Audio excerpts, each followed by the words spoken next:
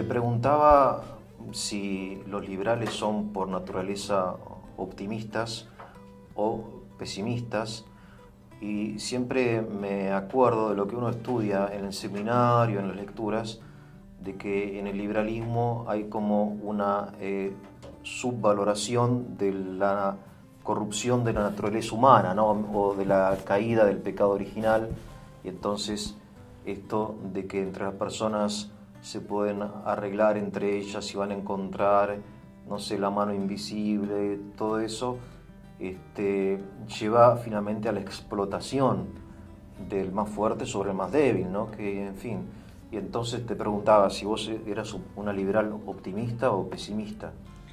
Bueno, yo creo que optimismo y pesimismo son actitudes frente a la realidad que no están necesariamente asociados con una ideología ni con un conjunto de ideas. No es una doctrina. No, yo creo que el optimismo y el pesimismo son actitudes personales frente a la vida. Sí, bien. Entonces vos podés tener un conjunto de ideas determinadas, liberal, socialista, lo que quieras, y ser pesimista o optimista. Claro, pero vos, por ejemplo, tenés una frase, vos escuchás así: el hombre es amigo del hombre. Parece una frase más bien optimista, ¿no? Que pertenece a Aristóteles. Después tenés una frase: el hombre es lobo para el hombre. Es una frase más bien pesimista, en el sentido ideológico, ¿no? Es decir, ¿se entiende lo que quiero decir? Claro. Bueno, sí, yo creo que son formas metafóricas de transmitir una idea. Bien. No necesariamente es un sentimiento. Yo veo más el optimismo y el pesimismo como actitudes, ¿no? Yo creo que es una metáfora. Sí. El amigo y el lobo son metáforas que transmiten una idea, y la idea es que el conflicto humano es ubicuo y irresoluble, para Hobbes, por ejemplo. Bien. Entonces, esa es una idea. Ahora, vos con esa idea podés decir, bueno, yo tengo la sensación o la actitud de pensar que ese conflicto puede ser minimizado, por ejemplo, a través, no sé, de la caridad cristiana o a través de leyes justas, y pienso que eso es posible lograrlo. Esa es una actitud optimista frente a una idea que es el conflicto humano, ¿no? Perfecto, o sea... Entonces, me parece que entre los liberales hay todo tipo de actitudes. Ahí están las optimistas, por ejemplo, los enciclopedistas franceses del siglo XVIII eran muy optimistas de que el iluminismo finalmente había llegado a la vida humana y que la razón iba a ser capaz de desterrar para siempre la edad oscura de la humanidad, y que de allí en más todo iba a ser progreso, cooperación y pacifismo, ¿no? Y bueno, ¿sabes qué? 150 años después tuvimos 2 guerras mundiales horrendas y en el medio un sinfín de guerras y de disputas de todo tipo que evidentemente corroboraron que estos señores eran demasiado optimistas en su proyección de la razón. Bien. También es cierto, digamos, el opuesto, ¿no? El pesimismo de que nada es posible y de que el ser humano está destruyendo, y ahora esta actitud en particular se ve muy presente en todos los reclamos de tipo de los ecologistas más extremos, ¿no? Este pesimismo de que si el ser humano sigue viviendo va a destruir la Tierra, y de que la presencia humana es una presencia nociva para el mundo, para mí es una actitud pesimista frente a una realidad que desde el punto de vista científico no avala necesariamente que la vida humana sea nociva siempre, ¿no? Entonces por eso yo distingo entre lo que son las ideas y lo que son las ideas corroboradas por la ciencia, de lo que son actitudes respecto de, bueno, ¿qué pasa con el mundo? Sí, hay hechos negativos que pueden tener una actitud positiva. Exactamente. Y hechos positivos que pueden tener una actitud negativa, ¿no? Exactamente. Quizá Entonces, de repente. El liberalismo per se no es ni optimista ni pesimista. Pero es pesimista en relación al Estado, entiendo, que cuando dice en el segundo punto que el poder tiende al abuso, entiendo que es como una afirmación un poco de desconfianza acerca del poder, ¿o no? Está bien, pero digamos, pesimismo nuevamente se refiere a una actitud, a un sentimiento, y yo lo disociaría de lo que es una descripción científica o una descripción histórica. Bien. El Estado ha tendido a abusar de su poder y ha oprimido. Yo no lo llamaría una afirmación pesimista, es una afirmación que apunta a mostrar con evidencia histórica que esto ha sido así. El pesimismo tiene más que ver, insisto, con una actitud frente a la vida. Las cosas pueden salir mal o pueden salir bien, ¿no? La ciencia y las ideologías para mí pasan por otro lado, pero puedo estar equivocada, ¿no? No, entiendo perfectamente y de hecho es exacto lo que decís vos.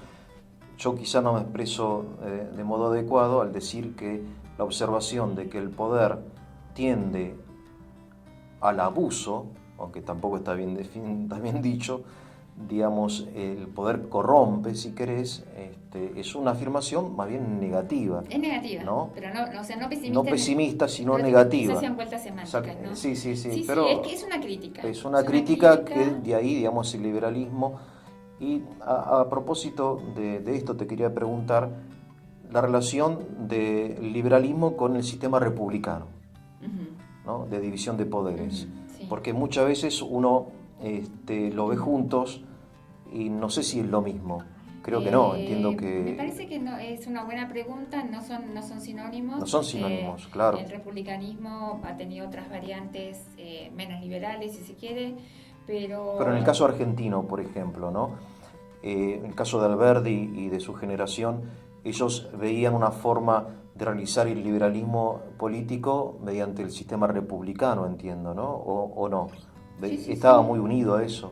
Sí, lo que pasa es que, bueno, nuevamente esa fue una contingencia histórica de un proyecto de país que quería ser una república y además quería ser liberal. Pero también es posible pensar en países que no son repúblicas, por ejemplo, algunas monarquías constitucionales europeas, pero que sin embargo sí también son liberales, ¿no? Bien. O sea, el liberalismo republicano es un producto americano, si se quiere. A ver, contame, por favor. Bueno, porque la república nace en América. La república nace en América. El sistema republicano moderno nace en los Estados Unidos de América en 1776. Bien. Y a partir de allí irriga, digamos, el resto del continente americano. Todos los sistemas de gobierno, digamos, que se fueron instaurando durante el siglo XIX fueron modelos republicanos basados en ese experimento, como lo llamaba Madison, ¿no? Y entonces el liberalismo puede o no puede estar asociado con una república. Lo importante es que esté siempre asociado con una constitución, ya sea escrita o consuetudinaria o, digamos, costumbrista. Porque la constitución va a ser siempre esa herramienta para ponerle un límite al poder del Estado, ¿no? Explícame un poquito más, por favor, el origen norteamericano del moderno republicanismo, que eso me interesa muchísimo, porque siempre uno lo asocia desde acá con la República Francesa. Claro. No es así. Bueno, la República Francesa fue un intento por cambiar el régimen, pero fue un intento fallido. Recordamos que la monarquía se restauró por bastante tiempo, ¿no? Sí, mucho tiempo, claro. Eventualmente resurgió. Con un sistema, digamos, parlamentarista, ¿no? Ahora, las repúblicas presidencialistas, que son el sistema que predomina en América, es el modelo que empezó en los Estados Unidos, ¿no? Ellos en 1776 hacen la primera revolución contra la monarquía inglesa y a partir de allí se embarcan en un proceso de construcción institucional que termina en 1787 firmando finalmente con la famosa Convención Constitucional la Carta Constitucional que dio origen a esa república de la Confederación, ¿no? ¿Cuáles son las fuentes de la República Norteamericana? Las fuentes intelectuales fueron fuentes francesas, ¿no? O sea, como todo proceso histórico, esto lleva muchas generaciones. Entonces, los americanos habían leído ideas republicanas francesas, Voltaire, Condorcet, etcétera. Y entonces esas ideas son las que ellos llevan a la práctica, muy conscientes de que era un experimento, porque si bien el espíritu republicano era francés, el sistema republicano que ellos inventaron fue inventado desde cero. Desde cero. Que tengamos un congreso con diputados y senadores es un invento americano que no existía en otra parte del mundo. Qué interesante.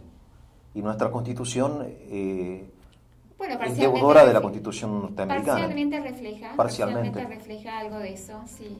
Bien. Y en la América Latina también.